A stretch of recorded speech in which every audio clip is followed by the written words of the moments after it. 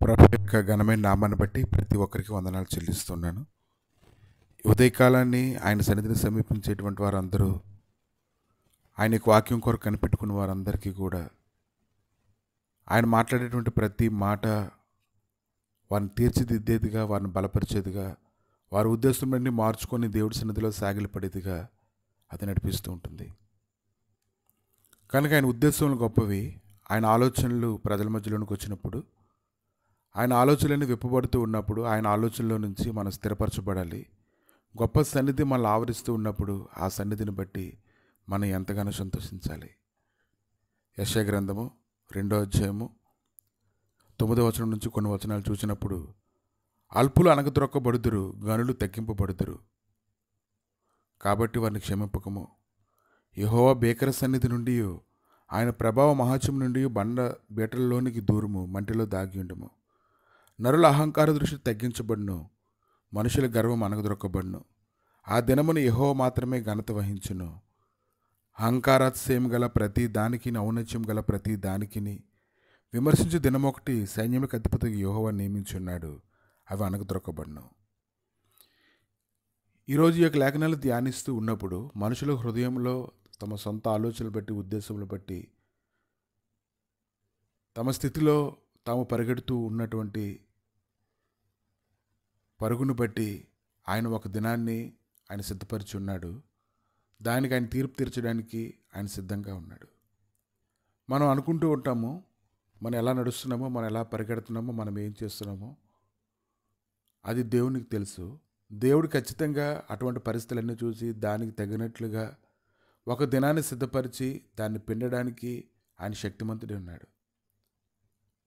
కనుక ప్రతి ఒక్కరూ ఆయన సన్నిధిన భయపడి వణుకుతూ ఉండాలి. దుష్టుడు ఆలోచన చొప్పున నడవకుండా, పాపుల మార్గంలో నడవకుండా, అపహాస్కులు కూర్చునేటువంటి చోటను కూర్చుండకుండా ఆయన ధర్మశాస్త్రం ఆనందించచ్చు ముందుకు పరిగెడుతూ ఉండాలి. అలా ఆయన వాక్యంలో, ప్రార్థనలో, సహవాసంలో పరిగెడుతూ ఉన్నప్పుడు శ్రేష్టమైనటువంటి పంట కోయడానికి దేవుడు ఖచ్చితంగా మన ఆలోచన తలంపుల్ని కడగడానికి ఆయన శక్తిమంతుడే ఉన్నాడు. ఈరోజు దైవ సన్నిధిలో ఆ లేఖనాలు వింటూ ఉన్నప్పుడు, లేఖనాల ప్రకారంగా మన ఉద్దేశాలు మార్చబడుతూ ఉన్నప్పుడు, నమ్మశక్యం కానిటువంటి సంగతులు ప్రకటిస్తూ ఉన్నప్పుడు, ఆ మాటలను బట్టి మన విశ్వాసం పొందుతాం. దాన్ని బట్టి పరిస్థితులన్నింటినీ వేరే విధంగా చూడడం మొదలు పెడతాం. మన ఉద్దేశములన్నీ కూడా నాశనం చేయబడతాయి. కనుక అహంకారస్యం గల ప్రతి దానికి, ఔన్నత్యం గల ప్రతి దానికి విమర్శించే దినం ఒకటి సైన్యములకు అధిపతిగా యెహోవా నియమించున్నాడు, అవి అణగద్రొక్కబడును. ఔన్నత్యం కలిగి అసహించు లెబానోను దేవదారు వృక్షములన్నిటికీ, బాషాను సింధూర వృక్షములన్నిటికీ, ఉన్నత పర్వతములన్నిటికీ, ఎత్తైన మెట్టలన్నిటికీ, ఉన్నతమైన ప్రతి గోపురమునకును, బురుజులు గల ప్రతి కోటకును, తర్షిదు వాడలన్నిటికీ, రమ్యమైన విచిత్ర వస్తువులకన్నిటికీ ఆ దినం నియమించబడి ఉంది. కనుక దేవుడు ఒక దినం అనేది పెట్టుకున్నాడు. తన ఉద్దేశాల ప్రకారంగా ప్రతిదాన్ని చూస్తున్నాడు. ప్రతిదానికి బుద్ధి చెప్పడానికి ఆయన సిద్ధంగా ఉన్నాడు.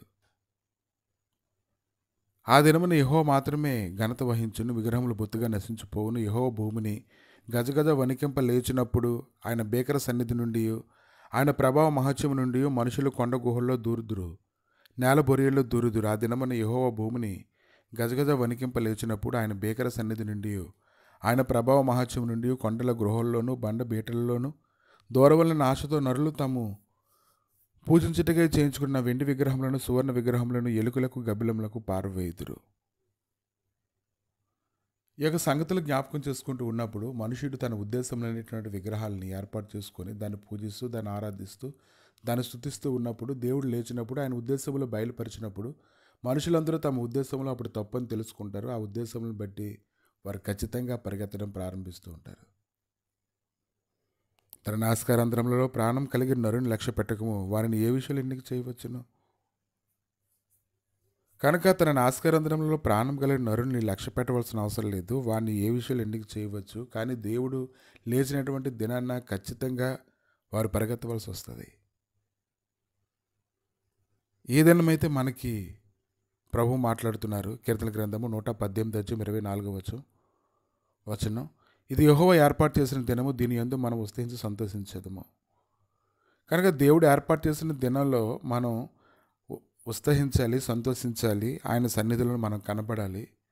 ఆయన సన్నిధిలో మనం పరుగులెత్తాలి. ఆయన సన్నిధిలో మనం పరుగులెత్తుతూ ఉన్నప్పుడు ఆయన ఏర్పాటు చేసిన దినంలో నుంచి, ఆయన విందులో నుంచి శ్రేష్టమైన దాన్ని మనం ఖచ్చితంగా మనం పొందుకుంటాం.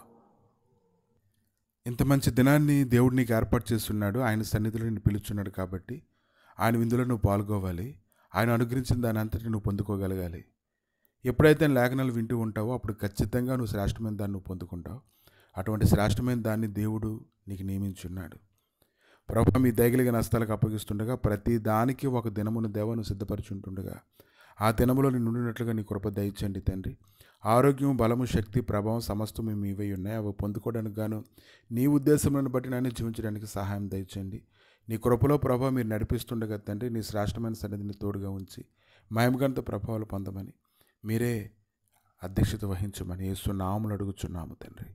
ఆమేన్.